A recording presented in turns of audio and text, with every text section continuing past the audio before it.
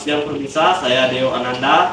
Pada siang hari ini saya sudah berada di Dinas Ketahanan Pangan dan Perikanan, dan saya juga sudah berada di ruangan penyuluh perikanan. Dan pada kesempatan kali ini saya akan mewawancarai salah satu pegawai penyuluhan perikanan. Baik, selamat siang Ibu. Kenalkan, saya Deo Ananda dari Prodi Pendidikan Bahasa dan Sastra Indonesia, STKIP Kesadaran Peristiwa Sintang. Jadi pada kesempatan kali ini saya akan mewawancarai Ibu seputar yang ada di kantor Dinas Ketahanan Pangan dan Perikanan. Mohon maaf sebelumnya Ibu, silakan Ibu untuk memperkenalkan diri. Baik, terima kasih Deo ya. Sebelumnya saya memperkenalkan diri saya dulu ya.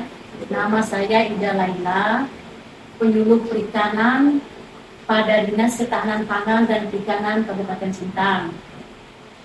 Ini itu yang perkenalan dari saya. Oke, baik Bu, untuk efektifkan waktu, langsung saja kita mulai wawancara. Ya, silakan. Di sini saya sudah mempunyai 2 pertanyaan. Untuk pertanyaan yang pertama, apa saja tugas Ibu sebagai penyuluhan perikanan? Baik, tugas saya sebagai penyuluh perikanan, pertama-tama saya membina, membimbing, membantu pelaku-pelaku utama atau pelaku usaha perikanan, baik bergerak di bidang budidaya, bidang pengolahan, bidang pemasaran. Nah, misalnya kalau mereka ada kendala-kendala di lapangan, jadi mereka sampaikan dengan saya. Jadi antara penyuluh dengan pelaku utama saling bekerja sama, saling mendukung, saling membantu. Mungkin itu saja yang tugas-tugas pokok saya sebagai penyuluh perikanan. Baik Bu, pertanyaan kedua, bagaimana cara budidaya ikan yang baik? Nah, di sini untuk budidaya lele kita ambil di kolam terpal. Yang pertama-tama kita siapkan dulu wadah. Kolam terpal itu ukuran 2x4, maksimal itu ya 2x4. Tapi kita melihat lingkungan pekarangan kita atau di lingkungan sekitar kita. Misalnya kalau tidak memungkinkan untuk ukuran 2x4, kita bisa mengambil ukuran 2x3 atau 2x2 gitu. Kita lihat pekarangan halaman kita yang bisa kita buatkan untuk dijadikan kolam budidaya lele. Kalau untuk budidaya lele, pertama-tama kita mengenal jenis lelenya dulu ya. Lele pertama-tama bentuk tubuhnya bulat memanjang, memiliki 4 pasang sudut, kulitnya licin, berlendir, tidak bersisik, mempunyai 3 buah sirip tunggal dan 2 buah sirip berpasangan. Bagian sirip dada terdapat 2 sirip, meruncing dan keras. Untuk selanjutnya, kelebihan dan keunggulan ikan lele, pertama cepat dalam hal pertumbuhannya. Yang kedua, dapat hidup di air tenang atau air mengalir. Yang ketiga, dapat menerima berbagai pakan, baik itu misalnya sisa-sisa makanan, terus daun-daunan, misalnya daun kangkung, daun ubi, itu untuk dari tahap tebal sampai tahap dia pembesaran. Yang keempat, tahan terhadap penyakit. Terus untuk teknologi budidayanya juga sudah sangat berkembang ya, pemasaran juga selalu dalam kondisi hidup. Terus tahap pembesarannya, pertama kita penebaran benih. Untuk penebaran benih kita lihat dari ukuran terpal. Misalnya kalau ukuran terpal kita 2x4 berarti 8 meter persegi ya. 8 meter persegi. Untuk tebar benihnya itu kita ambil rata-rata 100 sampai 300 ekor dalam 1 meter persegi. Berarti dikalikan ya. Misalnya kalau 8 meter persegi kita kalikan 300 ekor, berarti 2.400 ekor dalam satu wadah, dengan ukuran 8 meter persegi. Terus pemberian pakannya, terus pengontrolan kualitas air, penyortiran, Yang kelima pengendalian hama penyakit, dan yang terakhir tahap panen. Untuk ciri-ciri benih ikan lele yang berkualitas, pembenihnya terpercaya atau sudah bersertifikat, penggerakan aktif atau lincah untuk jenis ikannya. Misalnya benih lelenya itu kita lihat kalau udah kita tebar di kolam terpal atau kolam bak semen atau kolam bak tanah, kita lihat perkembangannya lincah enggak dia di kolam, misalnya waktu pemberian pakannya, apakah dia aktif gitu. Terus sehat dan tidak cacat untuk ciri-ciri benihnya ya. Ukuran benihnya itu sama. Jadi misalnya ukuran benihnya itu 3 kali 5, berarti dia harus 3 kali 5. Kalaupun tidak sama, jadi dia bisa memakan, misalnya ada yang besar, ada yang kecil, bisa nanti menjadi memakan yang kecil gitu ya, kalau yang besarnya. Terus respon terhadap pemberian pakan, bebas dari organisme penyakit. Terus untuk cara penebaran benih ikannya itu kita lakukan pada suhu rendah.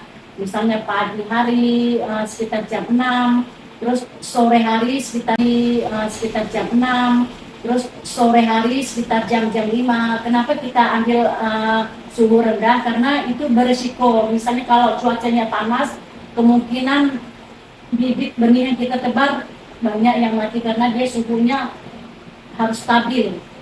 Terus yang kedua, proses adaptasi sebelum ditebar. Misalnya kita ambil benih dari kolam yang lain, kita masukkan ke kolam lain, kita harus adaptasi dulu. Kita diamkan benihnya itu di plastik, kantong plastiknya itu sekitar 20 menit. Nanti setelah itu kita buka kantongnya, kita masukkan ke kolam penampungan. Terus pada tebarnya juga yang sudah saya sampaikan pertama tadi, 100 atau sampai 300 ekor dalam 1 meter persegi. Jadi misalnya kalau kita menggunakan kolam terpal 8 meter persegi, berarti kita kalikan 300 dikali 8 meter, berarti kita membutuhkan benih dalam satu terpal itu 2.400 ekor benih lele. Terus kedalaman airnya juga gitu, kita perhatikan. Misalnya bak terpal kita itu kita pakai ukuran 1 meter, jadi kedalaman air dari dasar terpal ke bak terpalnya itu berkisar antara 50 sampai 80 cm. Terus untuk menghitung jumlah ikan yang ditebar, kita sudah tadi kalikan luas kolam dikali dengan padat tebar.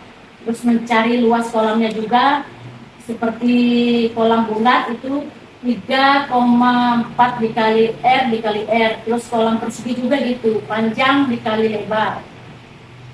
Kalau untuk keterangan R itu radius, jari-jari lingkar setengah lingkaran. Untuk pemberian pakan, metode pemberian pakan secara dihitung sekenyang-kenyangnya berdasarkan biomas ya, berat dari ikan itu sendiri. Perhitungan dosis pakan itu berdasarkan biomas. Dalam satu kolam terdapat 1.000 ekor ikan lele ya, berukuran 10 atau 20 gram per ekor. Jadi kita rata-rata bobot ikan itu 10 sampai 20 gram ya. Jadi 15 gram per ekor itu perhitungan pakannya itu 15 dikali 1.000 dikali 15, berarti dapatlah 2.250 gram, sama dengan 2,5 kilo per hari untuk pemberian pakannya ya. Untuk pemberian pakanan tambahannya itu kita bisa beri bekicot, ikan ruca atau daun-daunan seperti daun pepaya, daun lamtoro, kangkung, ubi, pokoknya sejenis daun-daunan ya bisa kita masuk. Karena kalau untuk budidaya lele itu cukup mudah, gampang, cepat perkembangan untuk ke tahap panennya gitu kan. Terus untuk pengontrolan air kualitasnya, parameter penentuan kualitas air itu suhu air itu harus 20 atau sampai 29 derajat Celcius ya. Dan untuk pH-nya itu 6,5 sampai 8,5 untuk pH airnya ya. Jangan sampai itu suhunya tidak boleh tinggi dan tidak boleh rendah. Misalnya kalau dia suhunya rendah dari 6,5 itu mengakibatkan ikannya stres. Jadi untuk mengatasi ikannya seperti itu bisa kita, kalau misalnya pH-nya rendah, bisa kita taburi garam dapur itu kita taburi ke dalam kolam terpalnya itu biar menetralisir airnya lagi ya, supaya pH-nya stabil. Untuk penyortiran ikan ya, tahap untuk ini pembesarannya itu biasanya itu dari 0 bulan tebar itu biasanya untuk panen itu sampai 3 bulan kita udah bisa panen. Jadi untuk perkembangan lele itu lebih cepat dari budidaya ikan-ikan yang lain.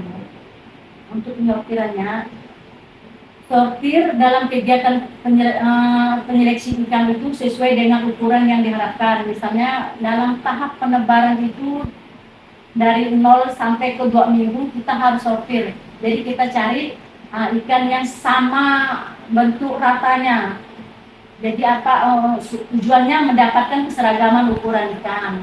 Terus untuk memisahkan ikan yang memiliki ukuran yang lebih besar dengan yang kecil, agar tidak terjadi pemangsaan. Biasanya kalau ikan yang besar, nanti ikan yang kecil tuh habis dimangsa oleh ikan yang besar.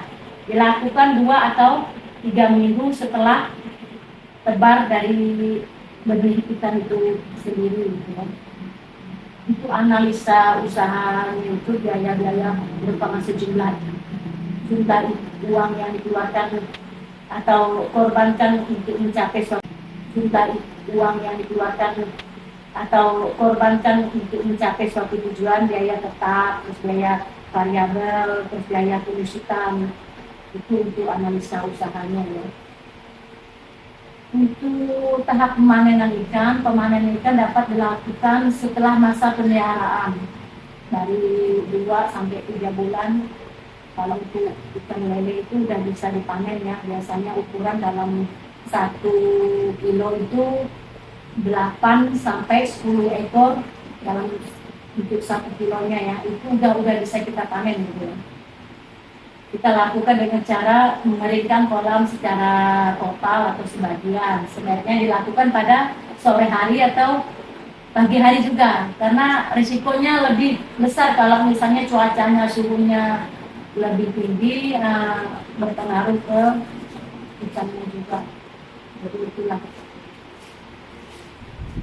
Saya rasa hanya itu yang dapat saya sampaikan, Bang Rio ya tadi. Rio ya. Mungkin hanya itu ya. Baik, terima kasih Ibu telah memberi saya kesempatan untuk mewawancarai Ibu. Semoga Ibu diberi kesehatan selalu dalam menjalani aktivitas sehari-hari. Terima kasih ya. Terima kasih.